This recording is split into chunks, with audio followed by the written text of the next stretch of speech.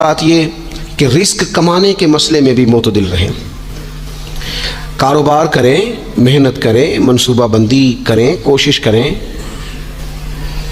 لیکن پیسے کمانے کے مسئلے میں ڈپریشن کا شکار نہ ہو۔ یعنی اس کو نہ جینے مرنے کا مسئلہ نہ بنائیں کہ اگر ایک مہینہ کاروبار صحیح چمکا ہے تو صحت بھی ٹھیک رہی ہے، اور اگلے مہینے اگر تھوڑے حالات خراب ہوئے ہیں تو بلڈ پریشر بھی کافی اوپر نیچے ہو گیا ہے۔ اس کو نفسیاتی مسئلہ نہ بنائیں۔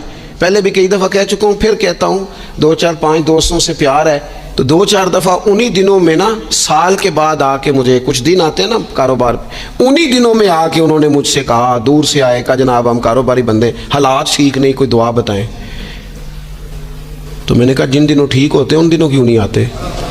کیا آج کل حالات بڑے اچھے ہیں، کوئی شکر کا طریقہ بتائیں، کیوں نہیں آتے؟ کیا فلسفہ ہم نے اختیار کر لیا ہے؟ رزق کا وعدہ اللہ کا ہے، اس کو کمانے میں اور پیسے کمانے میں محنت کرنے کا حکم دیا گیا ہے۔ نبی پاک علیہ الصلوۃ والسلام نے فرمایا جد و جہد کرو، نکلو، اللہ پہ بھروسہ کر کے نکلو، جس طرح وہ پرندوں کو روزی دیتا تمہیں بھی دے گا، لیکن اس میں نفسیاتی مسئلہ نہ بنایا جائے، نفسیاتی نہ بنایا جائے۔ حضور علیہ الصلوۃ والسلام نے نا ایک جملے کے اندر اس مضمون کو اتنے حسین انداز میں سمیٹا ہے نا کہ مسلمان، یہ ابن ماجہ میں موجود ہے، مسلمان اگر ان 2 جملوں کو کبھی سمجھ جائے نا تو سکون آ جائے زندگی میں، اطمینان نصیب ہو جائے، تیقن کی دولت ملے۔ حضور فرمانے لگے رزق کمانے کے معاملے میں معتدل رہنا، کوئی بندہ اتنی دیر تک مرے گا نہیں جب تک اس کے حصے کا رزق اسے مل نہ جائے۔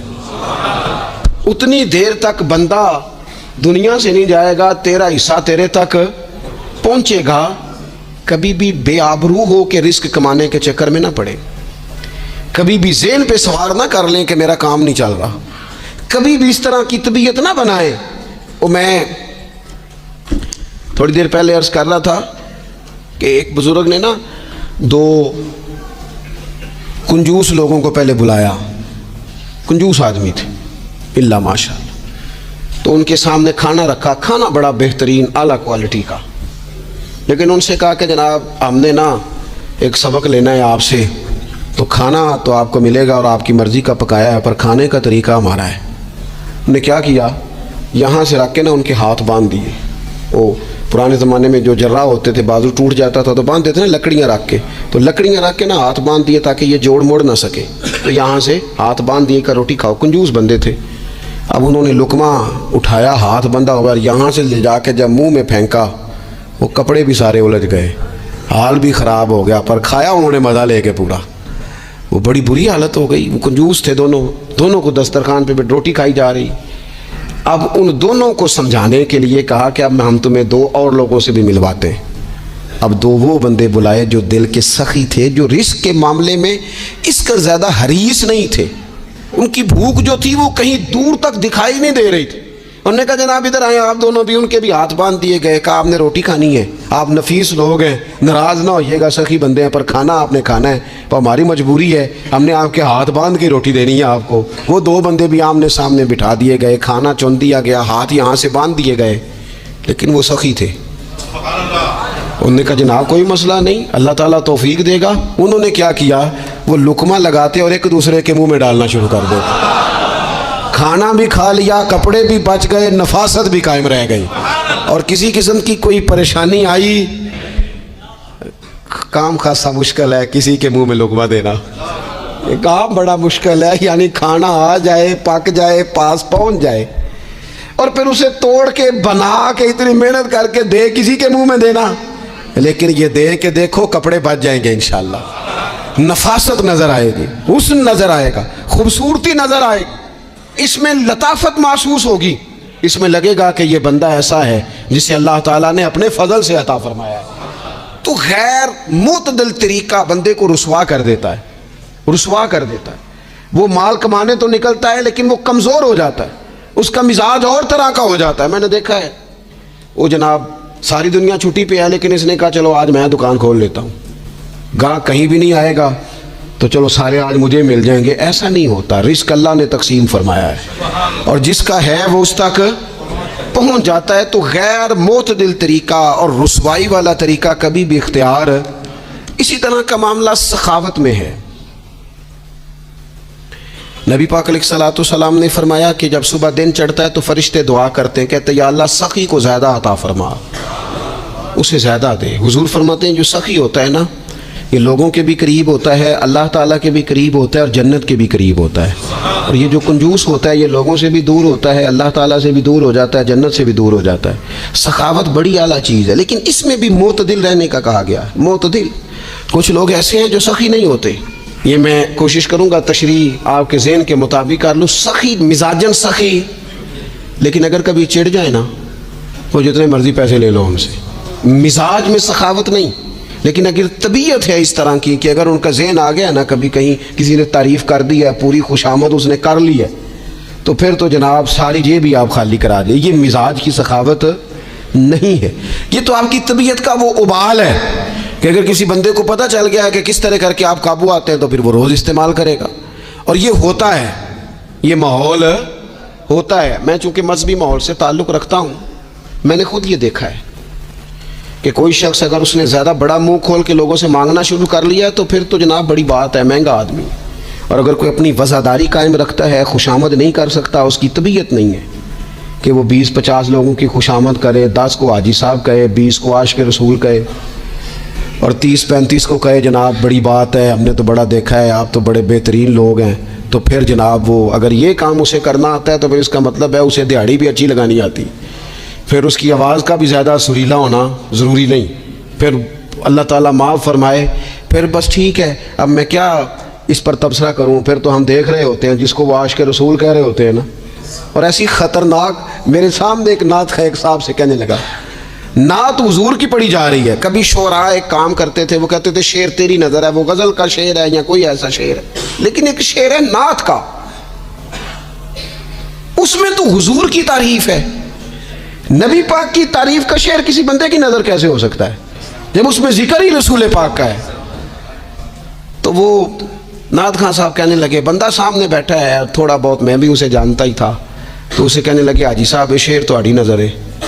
میں انہوں آخیا تو مہربانی کر، یہ نظر کوئی اور شے کر لیا، یہ تو نعت ہے حضور کی، یہ نبی پاک کے لیے رہنے دے، اس کی نظر تو نے کر دی ہے۔ تو نالے میں کیا یہ حاجی جنی دیر تک پیچھے بیٹھا سی انہیں دیر تو نظر کیتی نہیں، ان دتھیاں لے کے سامنے آئے تھے تو نظر نیاز شروع کر لی۔ نہ کریں یہ کام، اس سے کوفت پہ، اور آپ یقین کریں میں ذمہ داری سے کہتا ہوں یہ کام کرنے والا بھی تنگ ہوتا ہے، اور جس کے لیے کر رہا ہوتا ہے پتہ اسے بھی سارا ہی ہوتا ہے کہ چکر کیا چل رہا ہے، سب پتہ ہوتا ہے۔ تو اس تکلف میں جب انسان کام کرتا ہے تو کہاں تک بات جاتی؟ سخاوت کرے لیکن چڑھ کر کوئی کام نہ کرے۔ نبی پاک علیہ الصلوۃ والسلام نے فرمایا، حضور فرمانے لگے اس طرح خیرات نہ کرنا کہ تمہارے اپنے بچے بعد میں لوگوں کے سامنے ہاتھ پھیلاتے پھریں۔ حضرت سعد بن ابی وقاص رضی اللہ تعالیٰ عنہ نے عرض کیا تھا، یا رسول اللہ صلی اللہ تعالیٰ علیہ وسلم، میں سارا مال اللہ کی راہ میں خیرات کرنا چاہتا ہوں، میری ایک ہی بیٹی ہے، میں چاہتا ہوں سارا اللہ کے راستے میں دے دوں۔ تو حضور فرمانے لگے نہیں بھائی تو چوتھا حصہ دے، 3 حصے اپنی بچی کے لیے، بیویوں کے لیے، باقیوں کے لیے رکھ لے، لیکن تو یہ کام نہ کر۔ تو میرے عزیز زندگی میں خرچ کرنے میں بھی اعتدال کا مظاہرہ کریں۔ مجھے پتہ ہے اچھی طرح کہ ہمارے ہاں ایک مزاج بن جاتا ہے، طبیعت بن جاتی ہے کہ اگر کسی شخص کو آپ تھوڑی سی مدد کرتے ہیں تو وہ سمجھتا ہے کہ اگر اس نے مجھے 20,000 دیا ہے تو یقیناً اس کے گھر میں 50 لاکھ پڑا ہے، وہ پھر اگلے ہفتے دوبارہ آتا ہے، ایک نئی مجبوری کا بھی اظہار کرتا ہے۔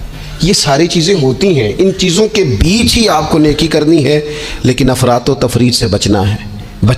اسی طرح کا معاملہ اپنی زندگی کے دیگر معاملات میں کریں۔ نبی پاک علیہ الصلوۃ والسلام نے سادگی کو پسند کیا ہے، حضور سادگی کو پسند کرتے، کھانے کے معاملے میں بھی اور کپڑوں کے معاملے میں بھی، لیکن اچھا لباس پہننے کی اجازت دیتے۔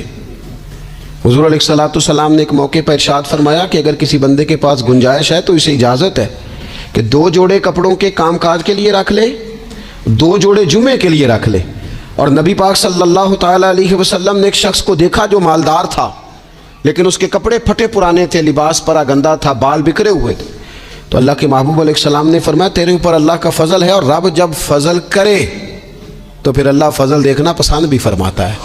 فرمایا تو اچھا لباس پہن، حرج کوئی نہیں، لیکن اپنا رسول پاک علیہ السلام کا طریقہ مبارکہ یہی تھا کہ سیدہ عائشہ صدیقہ فرماتی ہیں کہ یہ وہ لنگی مبارک ہے اور یہ وہ پیوند والا کرتا مبارک ہے، اسی میں محبوب نے اپنی جان اپنے رب کریم کی بارگاہ میں پیش کر دی، اور فرماتی ہیں کتنے کتنے دن گزرے کہ رسول پاک علیہ الصلوۃ والسلام نے کھانا تناول نہیں فرمایا، کتنے کتنے دن گزرے۔